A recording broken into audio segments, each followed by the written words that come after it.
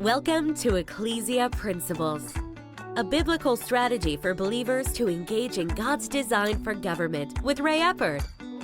And when Israel took our part of the land, after the War of Independence, the Muslims and the Arabs kept on trying to kick us out until in 1967, the Six-Day War. Right. Another miracle, because God doesn't like to work 7 days, so he works 6 days. We took over the West Bank. We reunified Jerusalem. Yeah.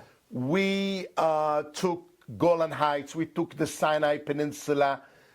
And all of a sudden... And that was a defensive. That was a defensive. That was not like an offensive. Well, the thing was... It was, but... It was you can say in big time, it was mainly a defensive because right. all the Arab nations coming against us, they brings their armies around us. Yeah. The Egyptians are kicking the United Nations from the borders. They declare, Nasser goes to all Arab countries, declares that Israel is about to topple. They're getting ready to start a war. They closed the Straits of Hormuz on the Red Sea, not allowing any other countries to come and help us. So what Israel did on the first day of the war, we launched a preemptive attack against the Egyptians, and we took out all their air force. Right. From that moment on, we kind of decided how the war is going to go. Yeah. But eventually, it was a tough war against the Syrians, against the Egyptians, Iraqi troops.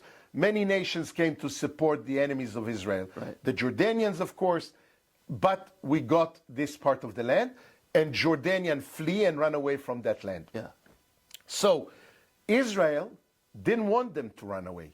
We wanted the people back. We literally, Moshe Dayan, our Minister of Defense at the time, together with Yitzhak Rabin, who was the Chief of Staff then, we stopped the people on the bridges of the Jordan River. We said, come back home, we need you. We don't want you to go away.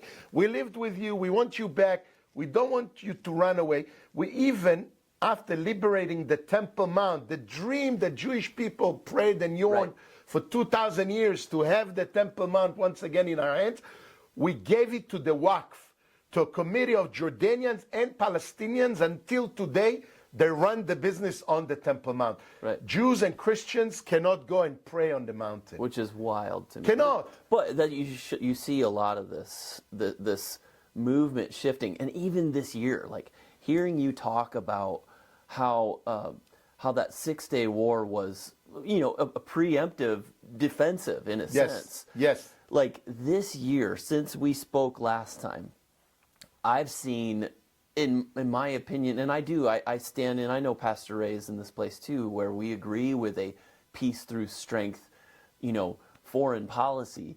But my goodness, the amazing work I think that the IDF, the Nation of Israel, has done on their military offensives this summer with the whole pager thing, the walkie-talkie thing.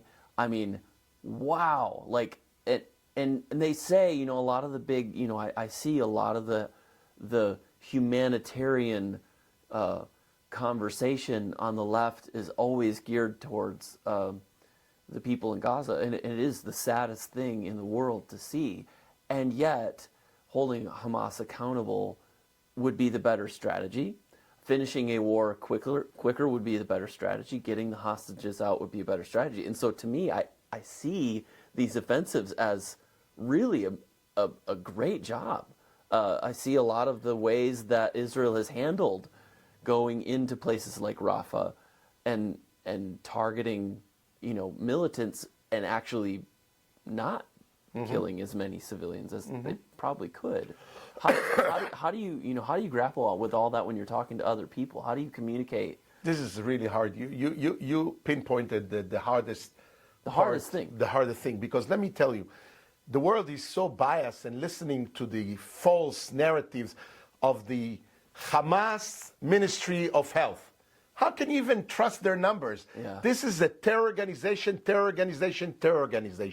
These are operatives that are hiding behind women and children in order to kill as many women and children on our side. They hold their own population hostages.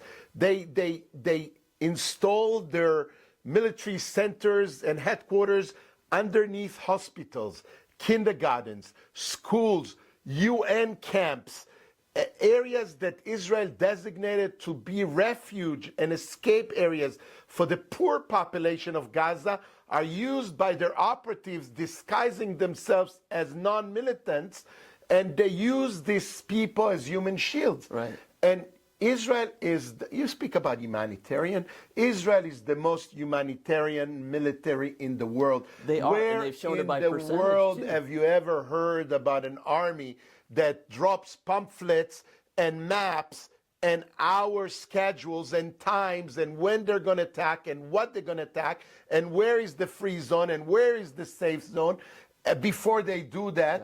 Yeah. Israel has been surgically trying to take a needle from the hay. Yeah. You know, Golda Meir, our legendary prime minister, she said once, the times will come when the Arabs would love their children more than they hate our children. Yeah. There'll be peace. Yeah.